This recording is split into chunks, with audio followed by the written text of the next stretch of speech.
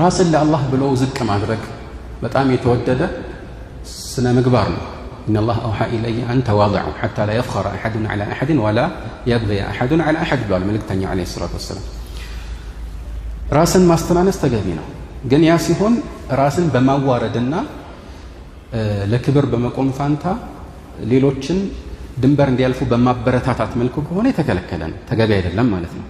ግን ይህንን ደግሞ በመፈጸም ፋንታ ተዋዱዕን ወደ ጎን አድርጎ እኔ ክብሬን ማስከበር ይገባኛል በሚል መነሻ ድንበር ካለፈ ይሄ ራሱን የቻለ የኩራት መገለጫ ይሆናል ማለት ነው። ስህተት ነው።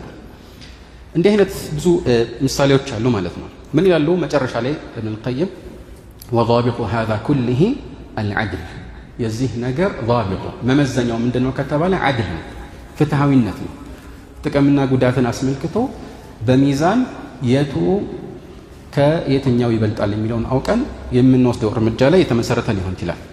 قال وهو الأخذ بالوسط الموضوع بين طرفي الإفراط والتفريط በድንበር ማለፍና በመለገም መካከል ባለው መካከለኛ መንገድ ላይ ያለውን አካሄድ መያዝ ነው ማለት ነው። قال وعليه بناء مصالح الدنيا والآخرة ይላል።